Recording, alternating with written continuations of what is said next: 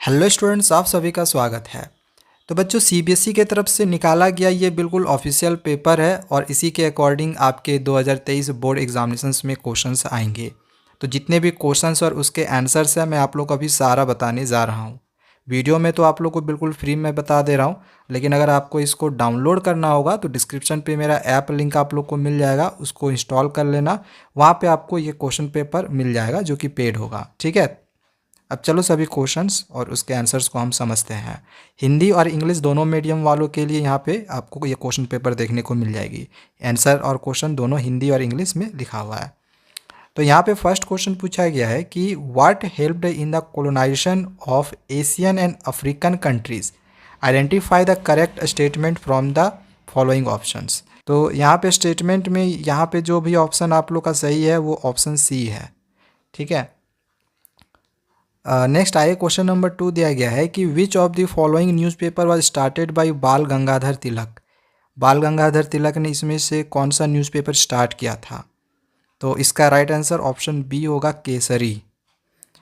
अब यहाँ पे एक पिक्चर बेस्ड क्वेश्चन पूछा गया है। तो यहाँ पे पूछा गया है कि ये जो पेंटिंग है ये किसने बनाई थी? ऑप्शन दिया गया है अबींद्रनाथ टैगोर, रविंद्रनाथ टैगोर, राजा रवि वर्मा या फिर समंत दास गुप्ता। तो राइट आंसर इसका ऑप्शन सी होगा, राजा रवि वर्मा। अब ये जो क्वेश्चन नंबर 4 दिया गया है यहाँ पे हमें क्रोनिकल ऑर्डर में सजाने के लिए बोला है, यानी सही ऑर्डर में आप लोग को सजाना है, मतलब असेंडिंग ऑर्डर में। ठीक है, मतलब छोटा से बड़ा। तो इसमें से जो सबसे पहले घटना घटा था तो वो आपको पहले लिखना है। जैसे ये जो John Gutenberg inventing printing press है, तो जॉन गुटेनबर्ग ने जो प्रिंटिंग प्रेस इन्वेंट किया था वो 1440 में किया था, तो ये सबसे पहले होगा। ठीक है, यानी 4 नंबर वाला सबसे पहले होगा। इसके बाद यहाँ पे देखो ईयर हमने लिख दिया है। ठीक है, हालांकि ये क्वेश्चन में आपका ईयर नहीं दिया हुआ रहेगा, हमने यहाँ पे लिख दिया है। इसके बाद मार्टिन लूथर से writing led to beginning of the Protestant Reformation, ये हो जाएगा। ठीक है, ये 1517 में हुआ था। फिर इसके बाद ये थर्ड वाला दिया गया है, ईयर यहाँ पे देख लो। ठीक है, और लास्ट में फिर ये होगा। तो ये ऑप्शन डी आपका यहाँ पे सही ऑर्डर बैठ रहा है। नेक्स्ट आइए क्वेश्चन नंबर 5 दिया गया है कि identify the crop with the help of the following information. यहाँ पे देखो कुछ इन्फॉर्मेशन दिए हुए हैं।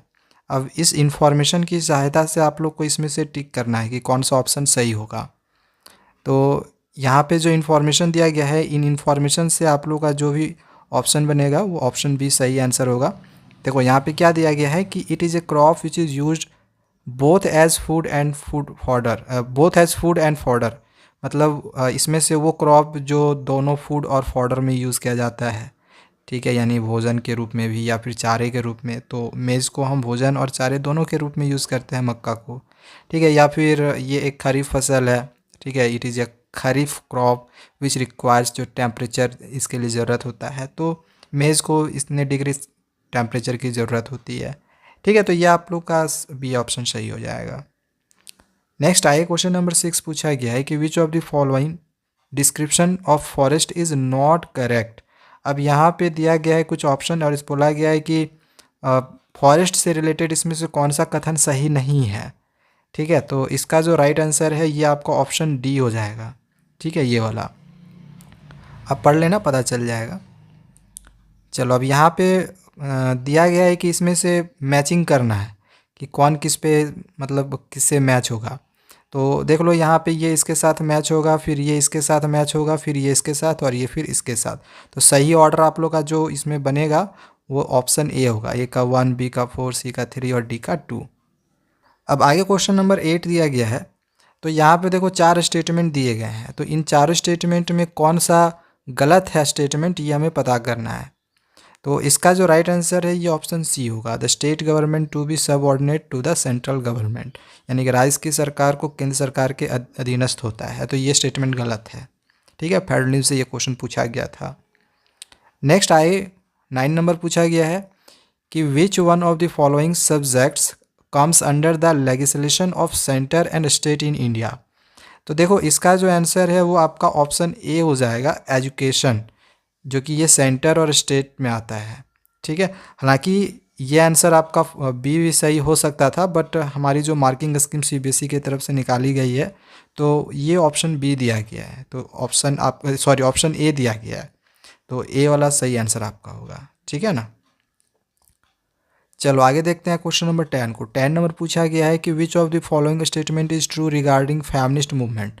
अब फेमिनिस्ट मूवमेंट से रिलेटेड इसमें से कौन सा स्टेटमेंट सही है, तो फेमिनिस्ट मूवमेंट से रिलेटेड ये ऑप्शन नंबर सी सही है, ठीक है। Radical women's movement aimed at equality in personal and family life as well. Okay, अब चलिए आगे क्वेश्चन नंबर 11 को देखते हैं। तो 11 नंबर में यहाँ पे बोला गया है कि कौन सा करेक्टली मैच्ड है। तो देखो ये जो भारतीय जनता पार्टी है, ये नेशनल डेमोक्रेटिक एलियंस है, तो ये ऑप्शन सही है। बाकी यहाँ पे देखोगे तो कोई भी करेक्टली मैच्ड नहीं है, ठीक है। अब आगे क्वेश्चन नंबर 12 में यहाँ पे असर्शन रीजन में क्वेश्चन दिया हुआ है। असर्शन दिया गया है कि democracy is an accountable responsive and legitimate government. तो ये जो स्टेटमेंट है ये सही है। इसका रीज़न देखते हैं। तो रीज़न में यहाँ पे दिया गया है कि democracies have regular free and fair elections and decision making is based on norms and procedures. तो ये भी जो रीज़न दिया गया है ये भी सही है, करेक्ट एक्सप्लेनेशन भी है, तो ऑप्शन ए आपका सही आंसर हो जाएगा, ठीक है। अब आगे क्वेश्चन नंबर 13 दिया गया है, which one of the following religions was protected and fostered by Sri Lankans in their constitution.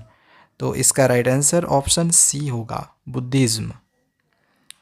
ना क्वेश्चन नंबर 14 दिया गया है यहाँ पे कि यहाँ पे अब देखो एक डेटा दिया गया है और इस डेटा के अनुसार यहाँ पे बोला गया है कि find out children of which state has attend maximum elementary school education. कौन से स्टेट में सबसे मैक्सिमम एलिमेंट्री स्कूल एजुकेशन है। तो इसका राइट आंसर ऑप्शन डी होगा, केरला। केरला का अगर आप देखते हो तो यहाँ पे देख लो स्कूल एजुकेशन का बात किया गया है, ठीक है, जो कि सबसे ज़्यादा होता है होगा। तो जो लिटरेसी रेट है केरला की वो 94 है, सबसे ज़्यादा यही है ना, तो इस वजह से केरला सही आंसर होगा।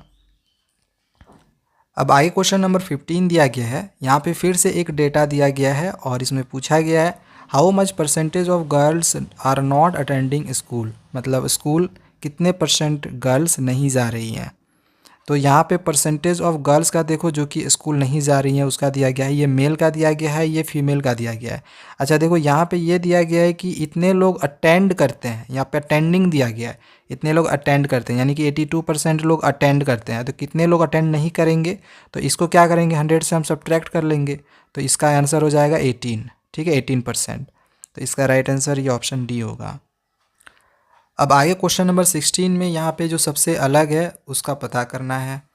तो इसमें देखो ये सब सारा जो है वो व्यवसाय से रिलेटेड है, यानी ऑक्यूपेशन से, ये सारे ऑक्यूपेशन है, जैसे टीचर, डॉक्टर, कॉबलर, सोल्जर, ये सब सारे क्या है, एक व्यवसाय है, ऑक्यूपेशन है।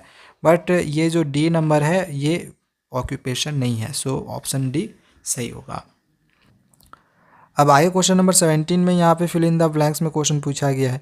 जैसे यहाँ पे कुछ सेक्टर दे दिए, जैसे प्राइमरी, सेकेंडरी और टर्सरी सेक्टर। तो इन तीनों सेक्टर में कौन सा क्राइटेरिया यूज होता है, तो नेचर ऑफ इकोनॉमिक एक्टिविटी। तो ऑर्गेनाइज्ड और अनऑर्गेनाइज्ड सेक्टर में कौन सा क्राइटेरिया यूज होगा, तो इसका आंसर होगा ए, नेचर ऑफ एम्प्लॉयमेंट एक्टिविटीज़। चलो अब यहाँ पे दिया गया है, इसको पहले रीड करना है, रीड करने के बाद इसमें से जो सही आंसर है वो हमें पता करना है। तो देखो इसमें क्या पूछा गया है कि Rohan has taken a loan of ₹5 lakh from the bank to purchase a house on 12% rate of interest. जो रोहन है वो बैंक से 5 लाख लोन लेता है, ठीक है, घर खरीदने के लिए, और इसका वो इंटरेस्ट देता है कितना, 12%। He has to submit papers of new house and salary record to the bank. और वो अपने नए घर का और सैलरी रिकॉर्ड भी बैंक को देता है। तो क्वेश्चन पूछा गया है कि what is this process called as. तो इस प्रोसेस को हम क्या कहते हैं, तो इस पूरे प्रोसेस को हम कहते हैं कोलेट्रॉल, ठीक है, पैसों के बदले कुछ गिरवी रखना। चलो आगे यहाँ पे दिया गया है कि which of the following international agencies allow free trade and work on mutual trade between countries. तो इसका जो सही आंसर है वो ऑप्शन ए होगा, WTO। नेक्स्ट आए क्वेश्चन नंबर 20 दिया गया है, identify the correct statement about globalization. Globalization से रिलेटेड इसमें से जो करेक्ट स्टेटमेंट है वो हमें बताना है, जो सही है। तो आपका जो इसमें सही आंसर है वो ऑप्शन ए होगा, 1 और 2 ये दोनों सही होगा, बाकी ये दोनों गलत हो जाएगा। तो सेक्शन ए से आपका जो है सारा MCQ क्वेश्चन पूछा जाएगा 20 मार्क्स का, सारा हमने यहाँ पे आपको करवा दिया है। बाकी ये सब जो क्वेश्चन है मैं यहाँ पे आप लोगों को दिखा दे रहा हूँ और इसके आंसर्स को भी दिखा दे रहा हूँ, और इसका मैंने डिस्क्रिप्शन पे भी लिंक दे रखा है, आप वहाँ पे इसको डाउनलोड भी कर सकते हो, लेकिन इसके लिए आपको मेरा ऐप इंस्टॉल करना पड़ेगा और वो पेड है, ठीक है। अदरवाइज़ यहाँ से आप इसका स्क्रीनशॉट करके रख सकते हो और आप इसकी तैयारी कर सकते हो, क्योंकि एग्ज़ामिनेशंस में इससे रिलेटेड क्वेश्चन ज़रूर पूछा जाएगा, बिल्कुल इसी टाइप का क्वेश्चन भी आपके एग्ज़ाम में आएगा। तो इसकी तैयारी ज़रूर करें, इसको बिल्कुल भी ना छोड़ें। यहाँ पे फिर आपका सेक्शन डी का क्वेश्चन आ गया जो कि लॉन्ग क्वेश्चंस में रहेगा, हिंदी और इंग्लिश दोनों में लिखा हुआ है, तो जो भी हिंदी मीडियम वाले होंगे उनको भी ये अच्छे से समझ में आएगा, और जो हिंदी मीडियम वाले और जो इंग्लिश मीडियम वाले बच्चे हैं उनको भी समझ में आ जाएगा, ठीक है। तो ये सारी चीज़ें देख लो, स्क्रीनशॉट करके रख लो। जिसको डाउनलोड करना होगा हमारे ऐप से डाउनलोड कर सकते हो, बट वो पेड है, ठीक है, क्योंकि काफ़ी मेहनत लगता है इन सबको बनाने में, इस वजह से हमने पेड रखी हुई है। लेकिन खैर मैं यहाँ पे आपको वीडियो में तो फ्री में प्रोवाइड करवा ही दे रहा हूँ, ठीक है।